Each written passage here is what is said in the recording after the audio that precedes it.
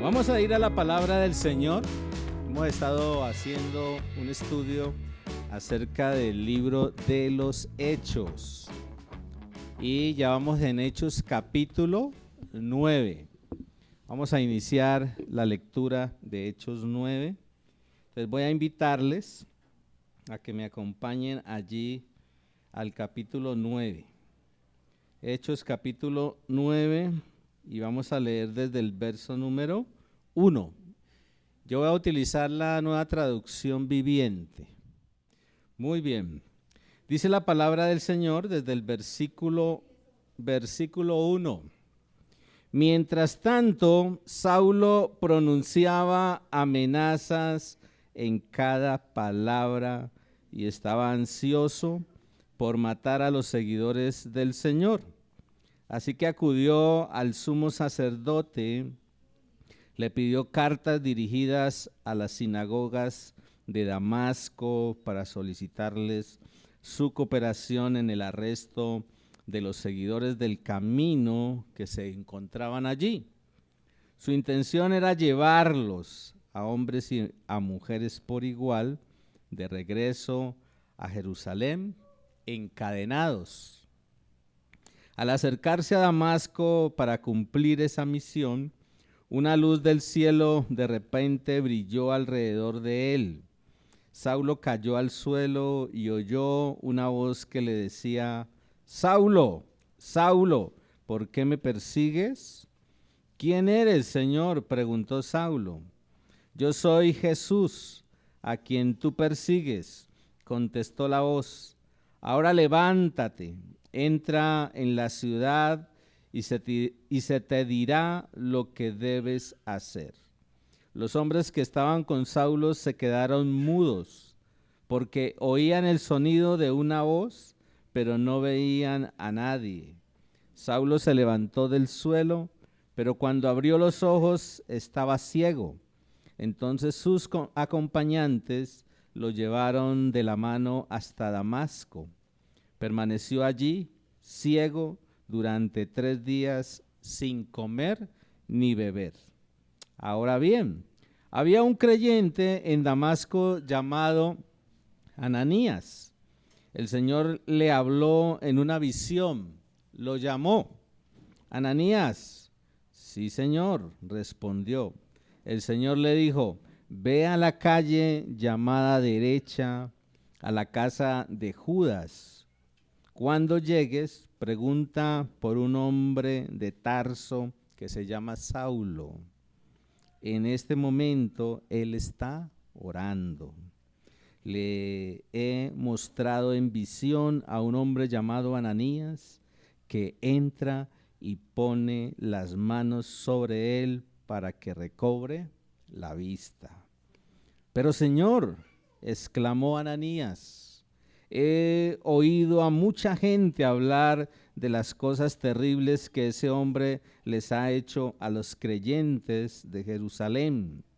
Además tiene la autorización de los sacerdotes principales para arrestar a todos los que invocan tu nombre.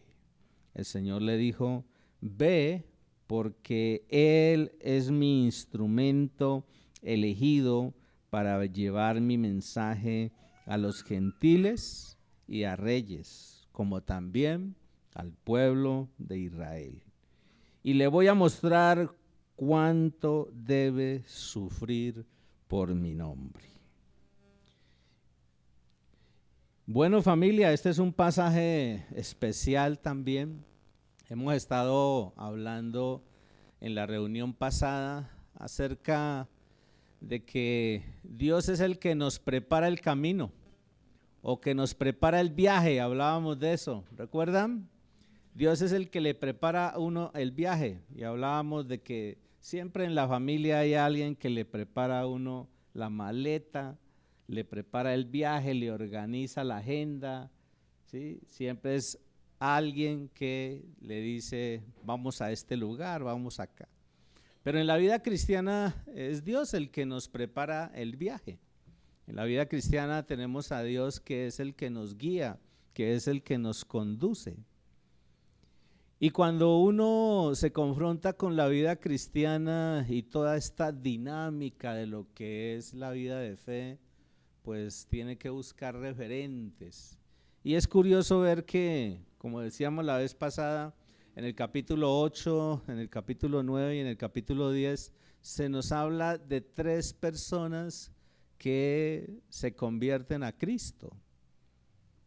Si usted es consciente de lo que es convertirse a Cristo, entiende que es aceptar a Jesucristo como Señor y Salvador y empezar a vivir ese viaje, empezar a disfrutar de ese viaje, empezar a caminar por ese camino que Dios ha trazado para cada uno de nosotros. Y aquí hay varios ejemplos. En el capítulo 8 hablábamos de el eunuco, ¿recuerdan? Ese funcionario de Candace que, producto del ministerio que hizo Felipe, fue llevado a los pies de Cristo en un carruaje. Y vemos aquí a este otro personaje, Saulo de Tarso, personaje interesante. Aquí nos habla de la conversión del que más adelante se convertiría en el apóstol Pablo. Y pensando en lo que nos narra esta porción, aquí hasta el versículo 16, la dejé allí porque pues no queremos pasarnos de la 1 de la tarde, ¿cierto?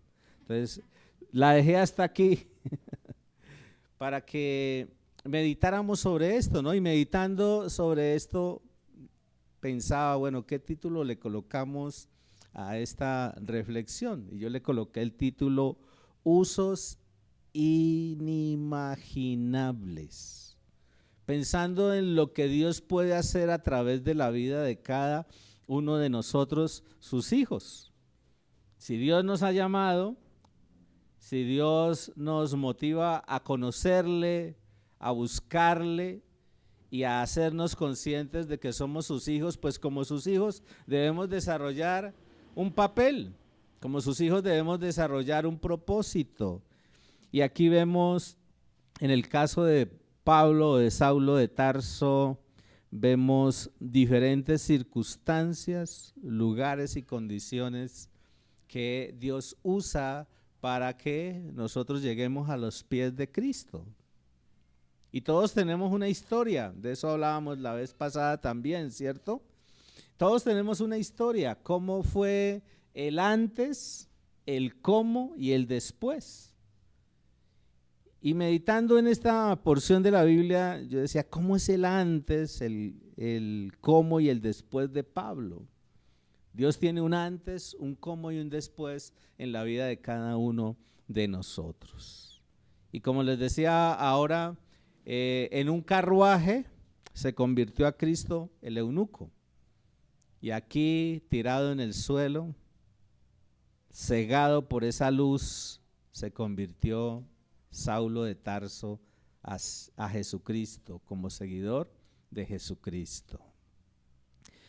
Cuando uno estudia la Biblia, en otro de los escritos del que más adelante se convierte en el apóstol Pablo, en la carta a los Filipenses, el apóstol Pablo habla de los aspectos teológicos, psicológicos y filosóficos de su conversión. Y aquí en este libro, en el libro de Hechos, el apóstol Pablo por 2 ocasiones narra la manera como él llegó a los pies de Cristo. ¿Y por qué estoy en esta introducción haciendo énfasis en eso? Porque el testimonio de vida de un cristiano puede impactar a muchos. Y por eso es importante cuando nos dicen en 3 minutos cuente su testimonio de vida, el antes, el cómo y el después. Después de 3 minutos ya un testimonio se vuelve una película, ¿cierto? Por eso en 3 minutos nosotros tenemos que lograr impactar en la vida de otros. Ahora, la conversión es todo un proceso. Y aquí encontramos en lo que nos narra este pasaje que la conversión es un proceso y que Dios tiene usos inimaginables para cada uno de nosotros.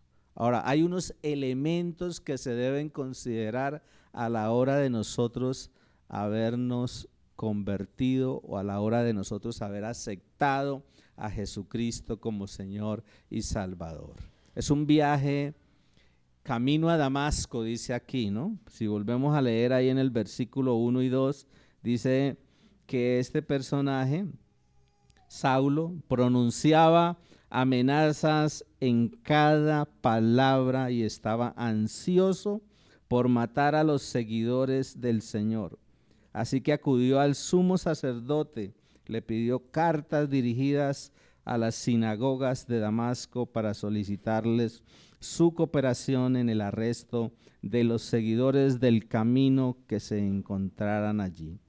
Su intención era llevarlos a hombres y mujeres por igual de regreso a Jerusalén encadenados. Y aquí encontramos el antes. El antes siempre es como el contexto en el que nosotros estamos y donde Dios actúa. El antes. ¿Y cuál era el antes aquí? Era un tiempo de persecución para la iglesia del primer siglo. Y este fue un tiempo difícil porque la iglesia, después de la muerte de Esteban, empezó a ser perseguida. Hoy encontramos en muchos lugares del mundo a la iglesia perseguida. Hay un ministerio que se llama La Voz de los Mártires. Periódicamente yo mantengo mandando algunos videos o algunas historias de todo esto. Hace poco enviaba la historia de un hombre musulmán que se convirtió a Cristo y que logró fundar 23 congregaciones en medio de la persecución, ¿sí? Y donde le mataron la esposa, bueno, la familia, y siendo ya un anciano logró llegar a ese punto de estar proclamando y de seguir proclamando el mensaje del evangelio. De pronto para nosotros no es como tan perceptible el tema de la persecución, ¿sí? Pero para la iglesia primitiva ese fue un elemento bastante notorio. Por eso tuvieron que volver a la clandestinidad, tuvieron que volver a las reuniones en secreto, tuvieron que ser dispersados los creyentes que estaban reuniéndose en Jerusalén. Ahora, como meditábamos la vez pasada, ¿qué sucedió con esto? Fue un método que Dios también aprovechó para que la iglesia se extendiera, se expandiera. Fueron personas con convencimiento, fueron personas con mucha convicción, porque no se agobiaron por la situación que se presentó. Por el contrario, ¿qué hicieron estas personas? A donde quiera que iban, anunciaban el mensaje del evangelio. Y por eso nosotros tenemos que ser conscientes de que Dios puede usarnos de maneras inimaginables y que hay una historia en medio de cada uno de nosotros. Y en ese antes, pues nosotros tenemos ejemplos de testimonio, y el ejemplo que mirábamos la vez pasada era Felipe en Samaria. Vemos a Esteban que fue apedreado, vemos las amenazas de muerte contra los discípulos de Cristo, y aquí entra este otro personaje, Saulo de Tarso. Saulo era ese personaje que estaba allí consintiendo, viendo cómo era apedreado Esteban. Y de alguna manera lo que uno puede deducir es que la vida de ese cristiano impactó a Saulo de Tarso. Tiene que haberlo impactado porque él está allí observando cómo un hombre con toda una convicción de fe acepta ser un mártir. Y este fue el primer mártir en la iglesia cristiana. Vemos cómo lo apedrearon, vemos a ese Saulo como un enemigo de Cristo. Él abiertamente, ¿no? Lo que nos muestra estos dos versículos es que abiertamente estaba pronunciando amenazas. Y como dice allí, ¿no? Dice, pronunciaba amenazas en cada palabra y estaba ansioso por matar a los seguidores del Señor. Ansioso por matarlos. O sea, era un enemigo de Jesucristo, este personaje. Ahora, uno dice, bueno, ¿cómo Dios hizo para que este hombre llegara a sus pies? En el versículo 3 y en el versículo 4 dice, al acercarse a Damasco para cumplir esa misión. ¿Cuál era la misión?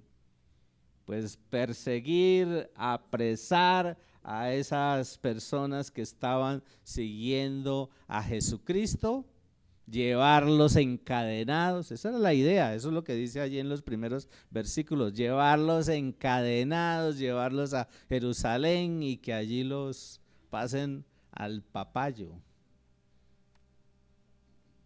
Y esa era la intención de él, ¿sí? Un hombre perseguidor, un hombre fanático, bueno, todos los elementos que uno puede encontrar aquí, pero un hombre que es expuesto a una manifestación sobrenatural de Cristo. Que ahí dice en el versículo 4, Saulo cayó al suelo, producto de esa luz que brilló alrededor de él, y oyó una voz que le decía, Saulo, Saulo, ¿por qué me persigues? Es una experiencia sobrenatural. Yo no sé si a usted ha tenido la oportunidad de oír la voz de Dios, audiblemente, ¿no? Yo les contaba en alguna ocasión, cuando estaba en mis primeros años de misión y estábamos capacitándonos en lo que hoy se llama el CENCAM, y yo me quedaba en la sede solito, era un local así como el que teníamos en el centro, y en la parte de arriba, en vez de tener oficinas, ahí teníamos un oratorio con puras cortinas, y detrás de ese oratorio había un espaciecito, y entonces yo tenía ahí un catre y ahí me quedaba a dormir. Y yo no tenía reloj, en esa época no tenía reloj, no tenía despertador, y había que levantarse a las 4 de la mañana porque a las 5 comenzaba la capacitación. Entonces levantarse, orar rápidamente, arreglarse y corra para ir a buscar a Elizabeth a otra sede y de ahí irnos a pie hasta el lugar donde nos capacitábamos. Y yo le decía, Señor, por favor, despiértame a las 4 de la mañana. Despiértame, Señor. Y yo logré en varias ocasiones oír mi nombre. Y por eso entiendo esta experiencia como tan especial, porque a las 4 en punto de la mañana el Señor me decía, John. Y yo me despertaba, ¿sí? Se le hubiera adelantado el infarto a Sergio. Y fueron muchas ocasiones en donde él me decía, John, la primera vez me pasó lo que dice Sergio, ¿no? Yo me asusté. Yo me asusté, me paré rápidamente y yo dije, ¿sí? ¿Quién es? Desde allá, desde el mezanine del segundo piso, me asomé hacia abajo, ¿quién es? Y me bajé corriendo y entonces pregunté en el portón, ¿sí? A la orden, ¿quién es? Eso fue una despertada así rapidísima. Y no era nadie, ¿no? Y yo abrí la puerta y miré eso solo, todo ese barrio allí. Y entonces entendí que era Dios despertándome, ¿sí? Dios habla con uno. Dios tiene una experiencia especial con cada uno de nosotros. Y aquí vemos en el cómo esa manifestación sobrenatural de Cristo. Dios se revela, pero también confronta. Dios se revela y nos confronta. Y eso fue lo que hizo el Señor con este personaje. ¿Por qué me persigues? Aquí vemos a este personaje confrontado, ¿no? Un religioso, un fanático que no conocía a Jesús. Ahora era un personaje que cuando uno estudia la vida de Pablo o de Saulo de Tarso, era un personaje supremamente formado, era un personaje con mucha formación intelectual, un conocedor de la ley, o sea, conocía todo el Antiguo Testamento, pero este personaje aquí se convierte. ¿Y por qué decimos que aquí se convierte? En esta experiencia que él tuvo. La experiencia suya y la experiencia mía puede ser diferente, ¿no? Yo contaba de el cómo mío.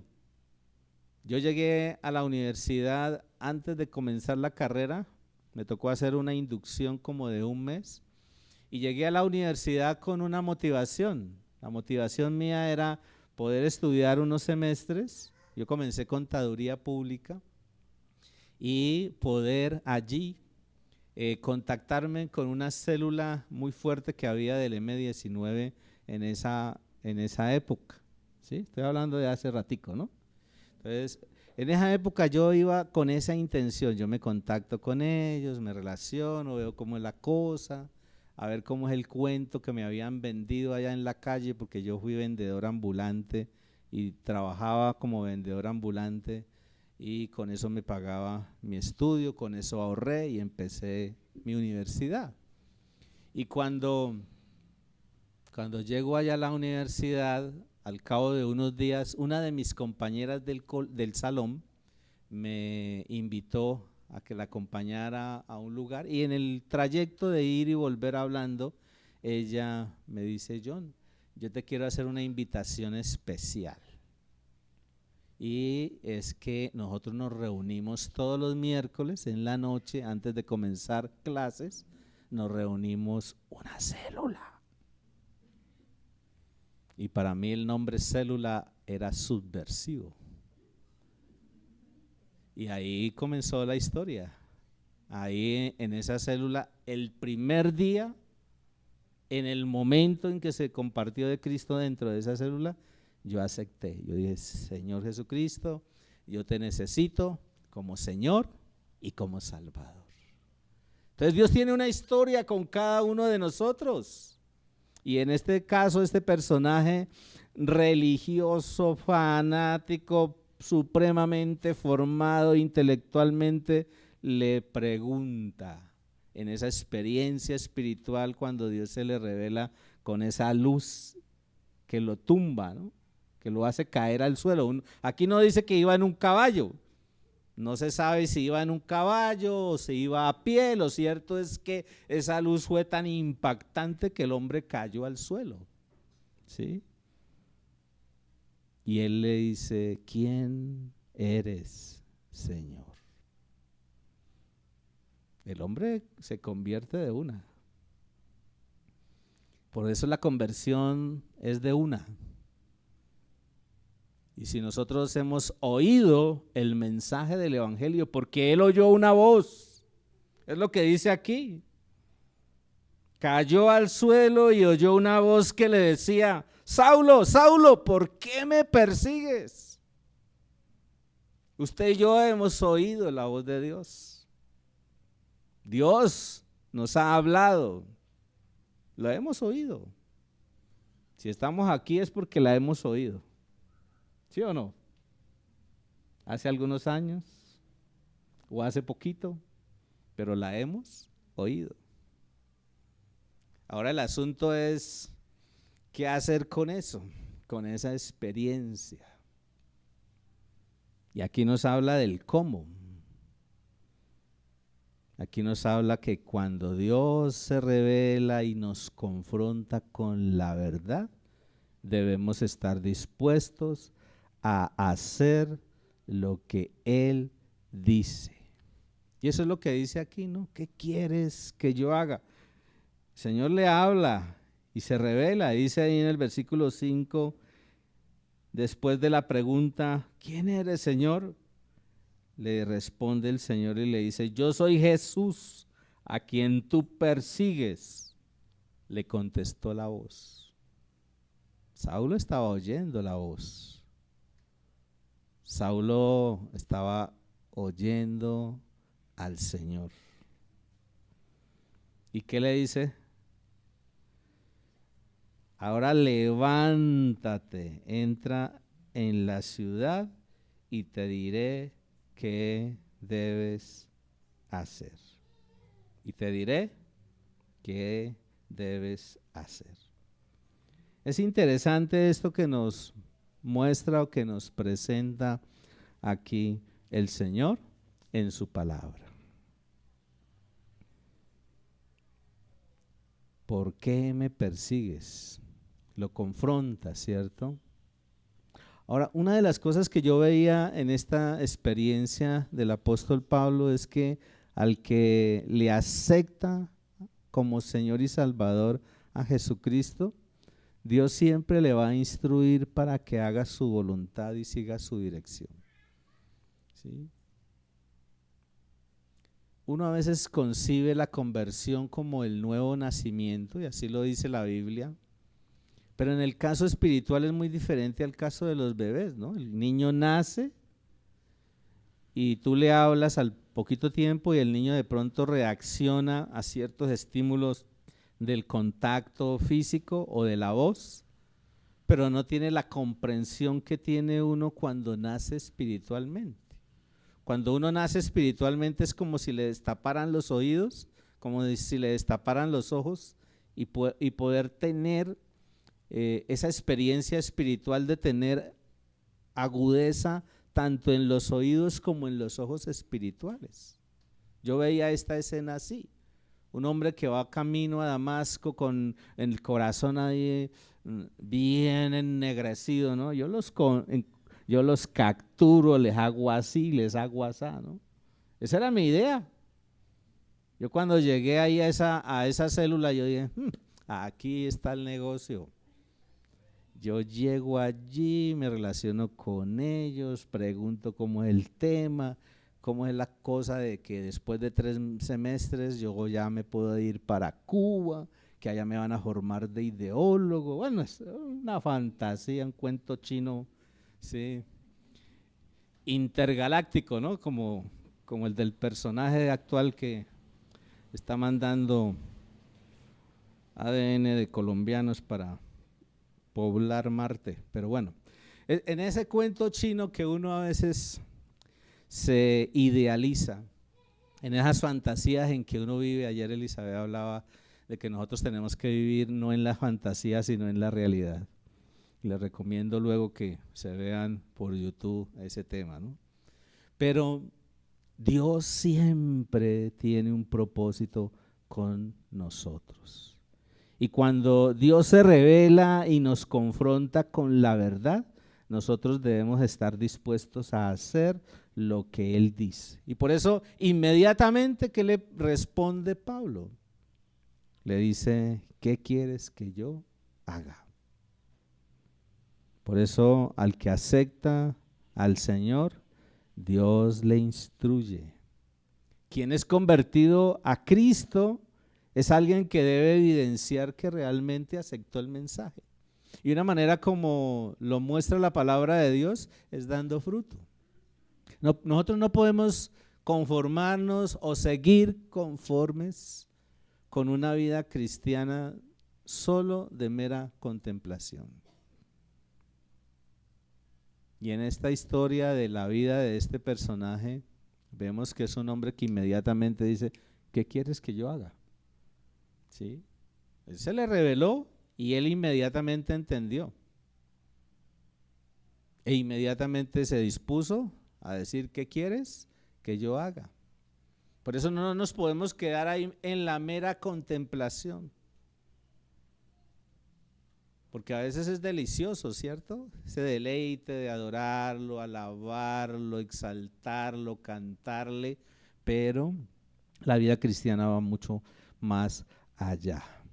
Dios se manifiesta a muchos, pero son pocos los que le oyen y le reciben de verdad.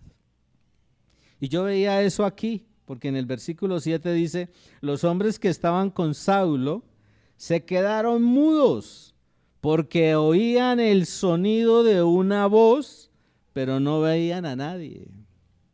Más adelante el apóstol Pablo dice que ellos no oyeron nada. Y uno dice, ¿por qué hay esa contradicción? Pues él estaba haciendo referencia, más adelante lo estaba manifestando, él está haciendo referencia a esa que aunque esas personas oyeron el murmullo de que algo sonaba por allí, no oyeron lo que Dios le estaba diciendo a este hombre. No, para ellos eso fue algo raro, ¿sí? Y raro que él se cayera, que esa luz, ¿cierto? Se cayera, quedara ciego y después tuvieron que ayudarlo para entrarlo a la ciudad de Damasco. Dios trata con cada uno de nosotros en particular. Dios le habla a mucha gente, pero son muy pocos los que le reciben. Y a partir de aquí vemos entonces el después. Versículo 8 y 9 dice, Saulo se levantó del suelo, pero cuando abrió los ojos estaba ciego. Entonces sus compañeros lo llevaron de la mano hasta Damasco. Permaneció allí, ciego, durante 3 días sin comer ni beber. Y yo veía aquí de una manera tan puntual el antes, el cómo y el después. ¿Cómo podría dar testimonio Pablo en 3 minutos o menos de 3 minutos? El antes, yo era un perseguidor de la iglesia, iba persiguiendo a la iglesia, iba con autorizaciones para apresar a Julie que andaba caminando ahí como medio raro. Y entonces una luz me encegueció, me dejó ciego, yo me paré, me metieron a la ciudad, allí estaba orando, alguien vino y oró por mí, me sané y ahora estoy dando testimonio de ese nombre. No me gasté ni 3 minutos. Para la gloria de Dios. Y hasta a Julie le cambió el caminado. Bueno, el después, lo que nos muestra allí, ¿no? El resplandor de esa luz del cielo que encegueció a Saulo, de alguna manera tiene que haber generado en él perplejidad, confusión. Pero algo que yo veía es que cuando uno acepta a Jesucristo vive un proceso, como una serie de etapas. Y aquí la primera etapa que vemos en la conversión de Saulo es la necesidad de la consolidación en el creyente. Y por eso enfatizamos tanto en eso. En el versículo 10 dice, ahora bien, había un creyente en Damasco llamado Ananías. El Señor le habló en una visión y lo llamó. Ananías, sí, Señor, respondió. El Señor le dijo, ve a la calle llamada derecha, a la casa de Judas.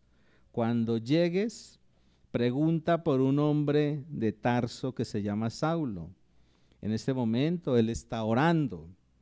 Le he mostrado en visión a un hombre llamado Ananías que entra y pone las manos sobre él para que recobre la vista. Y aquí vemos todo un proceso de consolidación. La conversión a Cristo debe ser confirmada y el mismo Dios se encarga de eso. Dios se manifiesta a Saulo, el hombre acepta al Señor y entra en un proceso.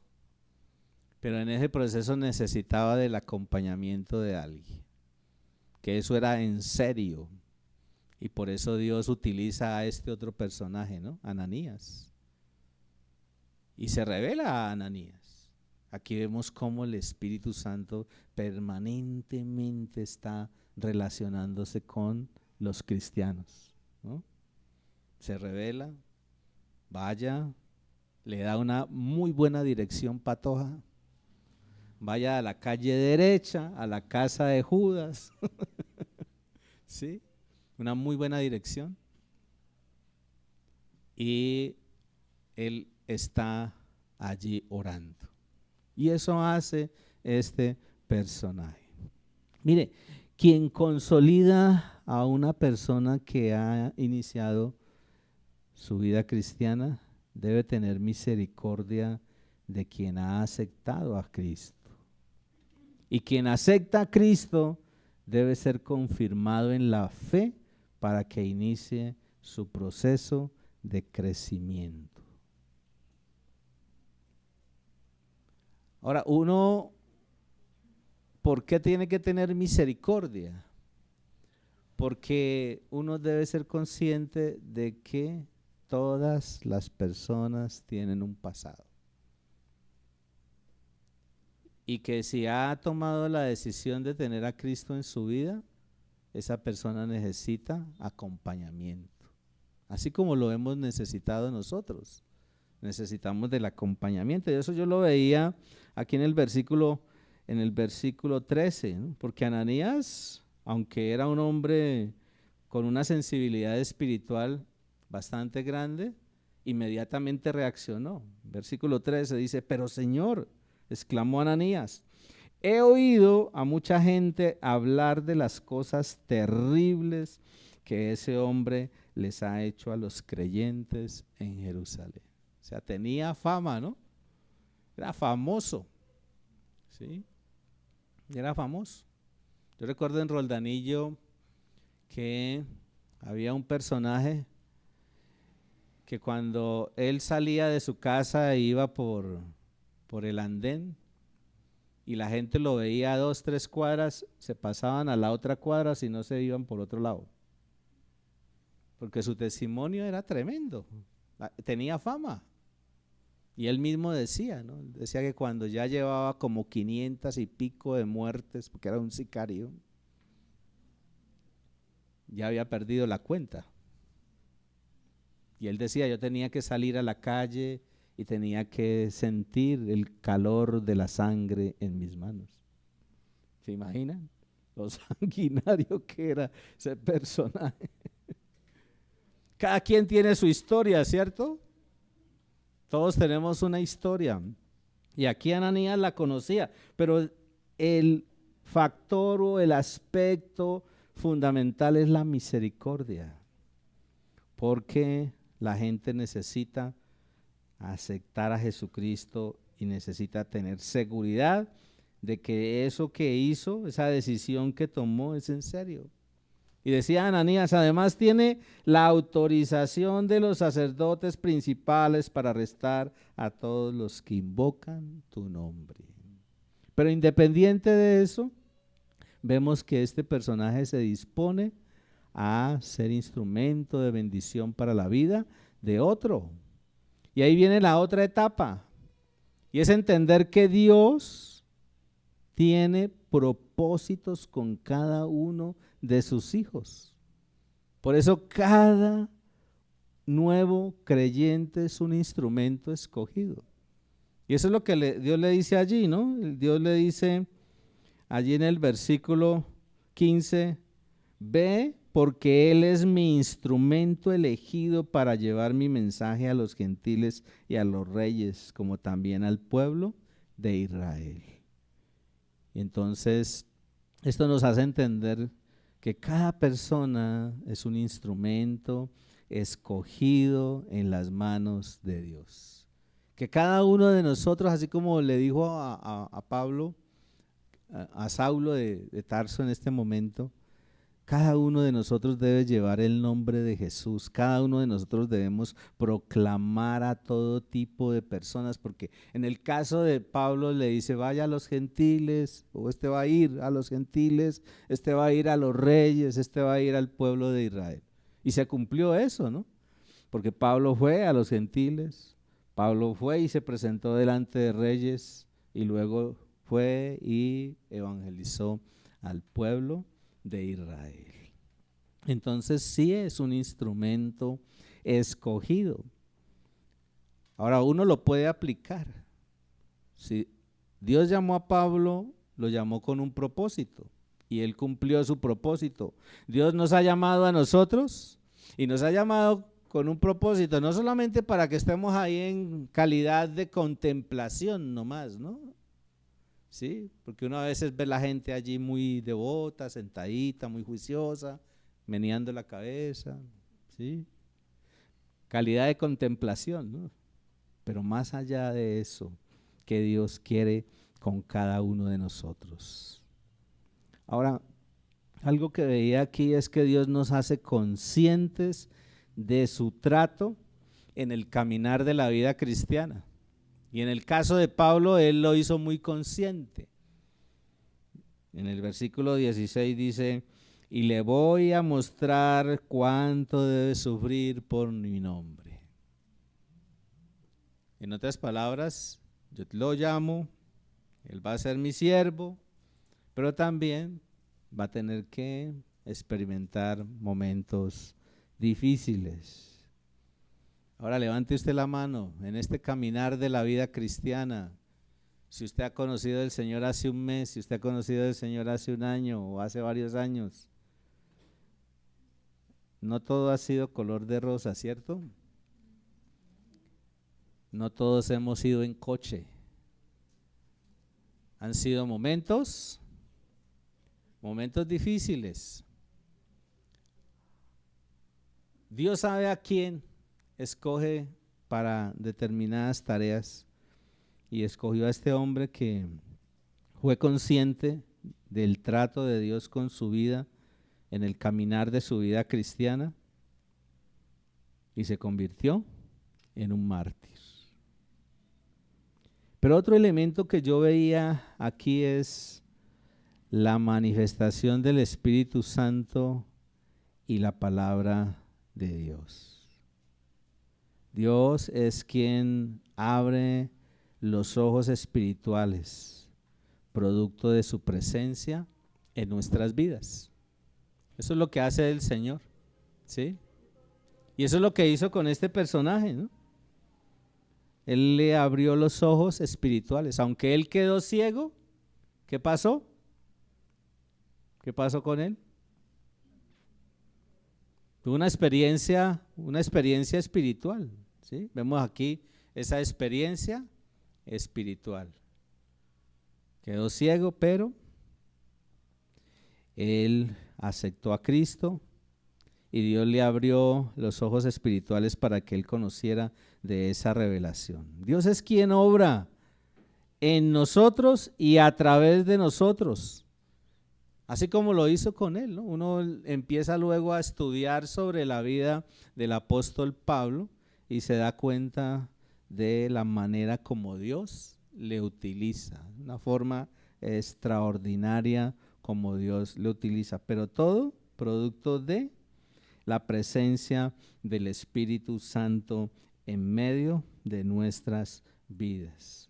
Yo leía otro pasaje allí en Juan, en el capítulo 16. Juan capítulo 16, versículos 14 y 15. Dice, me glorificará porque les contará todo, desde el 14, Juan 16, 14.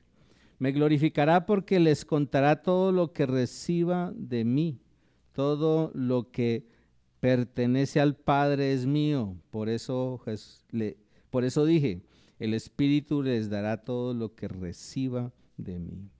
Y es verdad, ¿no? Nosotros como cristianos tenemos al Espíritu Santo. La persona del Espíritu Santo en nosotros debe ser activa. Debemos dejar que Él actúe.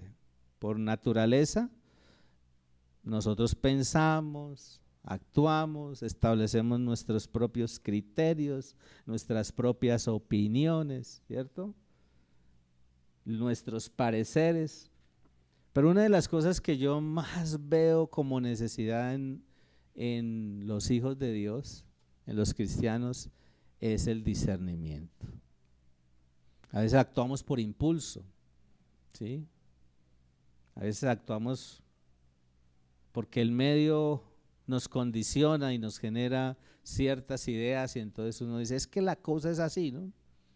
Pero ¿y qué es lo que Dios está diciendo? ¿O qué es lo que Dios está revelando? Y ante esa realidad, ¿cómo reaccionar? Es verdad, nosotros estamos en medio de un sistema donde tenemos que respetar la autoridad, pero necesitamos el discernimiento del Espíritu Santo para poder establecer criterio, para poder establecer acciones que nos permitan contrarrestar el embate del mundo, que hoy nos está queriendo imponer una cantidad de cosas equivocadas. Sergio nos decía que una de las cosas o acciones en el sistema de la salud que más se está practicando es la interrupción voluntaria de la vida, lo que se llama asesinato de los bebés en el vientre de su madre. Y hay normatividad. Aquí tenemos abogados, voy a ponerle tarea a los abogados para que de pronto organicen unas cláusulas y nos hagan conscientes de las herramientas jurídicas que nosotros debemos tener presentes para ayudar a otras personas que están tomando decisiones equivocadas. Sí, porque a veces el mismo sistema les vende, no, si usted quiere hágale, tranquilo, no le pida permiso a nadie. Pero eso no es tan así. Necesitamos de la guía del Espíritu Santo. Necesitamos de la influencia del Espíritu Santo en nuestra vida. El Espíritu Santo y la palabra fueron dos factores fundamentales para que Pablo pudiera aceptar de una a Jesucristo como su Señor y Salvador. Y por eso decíamos que Dios es quien abre nuestros ojos espirituales producto de su presencia en nuestras vidas. Entonces no podemos actuar como ciegos si tenemos al Espíritu Santo. Si somos cristianos, debemos orar y decir, bueno, guíanos, Señor. ¿Qué debemos hacer aquí? ¿Sí? ¿Qué debemos hacer en esta situación? En esta realidad social en la que vivimos, ¿qué debemos hacer?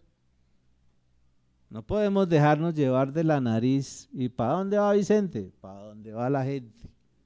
Tenemos que tener criterio, pero un criterio desde una perspectiva bíblica, no desde lo que el mundo, ni desde lo que la religiosidad nos impone, ¿no? Porque este hombre era un hombre supremamente religioso, fariseo,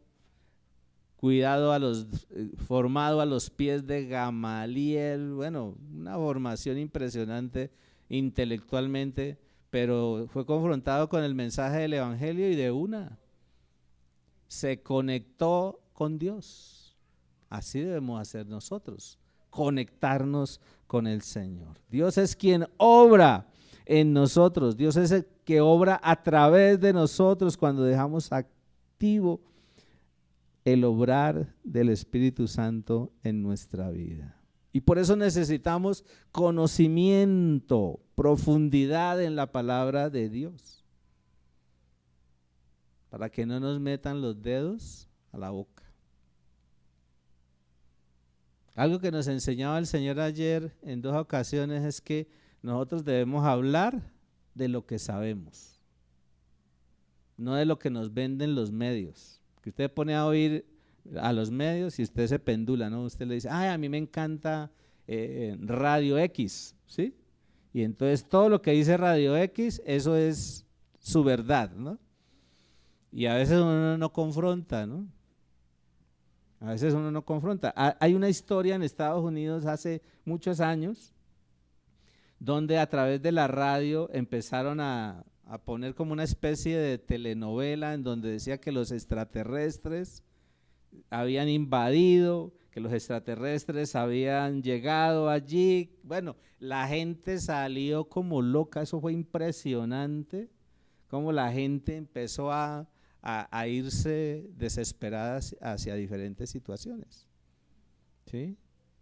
Por allá hubo un movimiento religioso en una ocasión que dijo que el Señor venía en tal fecha.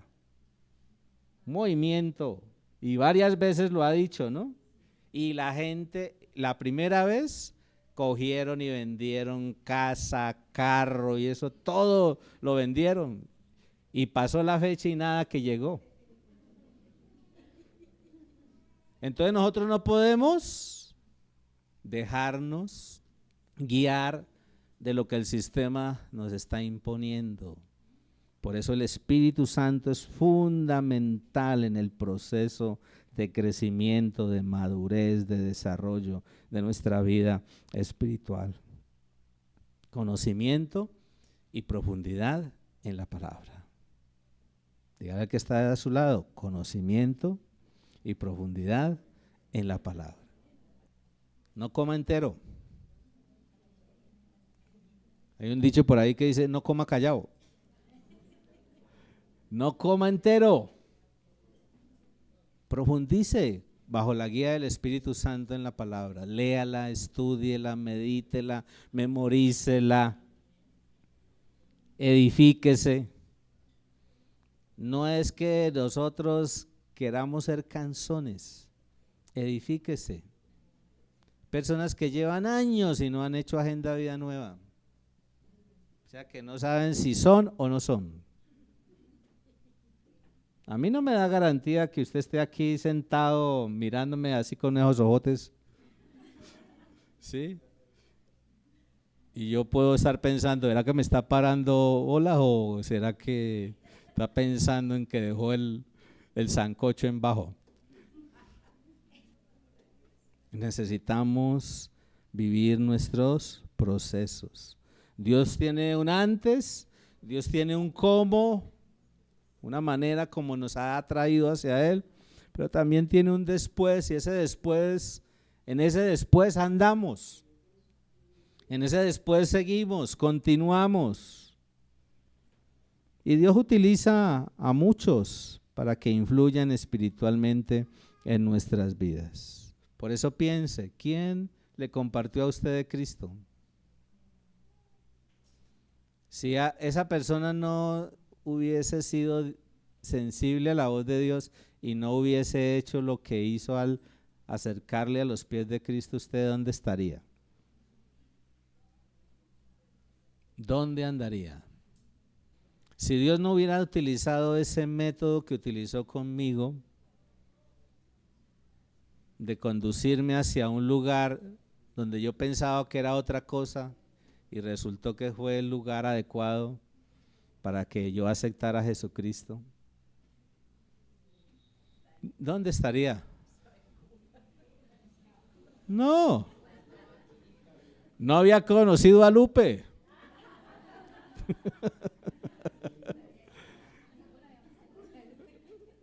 No tendría canas en el bigote.